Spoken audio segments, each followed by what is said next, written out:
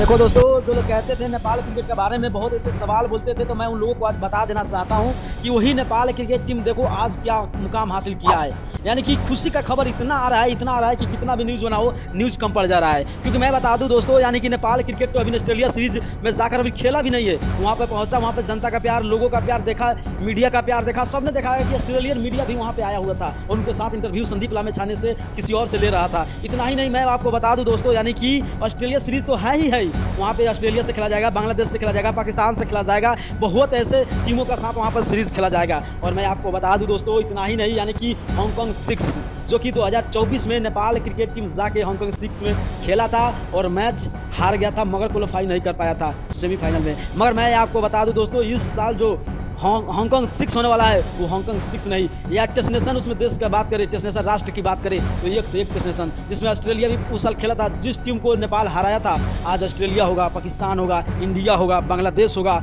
बहुत ऐसे test nation देश हैं जो जाकर वहाँ पे खेलेंगे। वेस्ट इंडीज होगा, जैसे हांगकांग 6 में मैच खेलेंगे। तो भाई उस साल तो नेपाल क्रिकेट टीम की सीनियर टीम नहीं जा पाया था, मगर इस साल कंफर्म है कि नेपाल सीनियर टीम जाएगा। क्योंकि उस साल शायद यूएसए या यूए में सीरीज कोई चल रहा था, उसी वजह से नेपाल के सीनियर टीम नहीं जा पाए थे। मगर इस साल जाएंगे और तबाही मचाएंगे। भले वो गेम कम ओवर का होता है, मगर उसमें स्पिनर बॉलर की तो नहीं, फास्टर बॉल का मांग होता है। तो आप लोग क्या सोचते हैं कि इस साल जाकर क्या फाइनल या सेमीफाइनल में प्रवेश करेगा नेपाल क्रिकेट टीम? अपना राय जरूर कमेंट कीजिएगा। अगर नए हो तो चैनल को सब्सक्राइब करते हुए उसको फॉलो वीडियो जरूर शेयर कीजिएगा।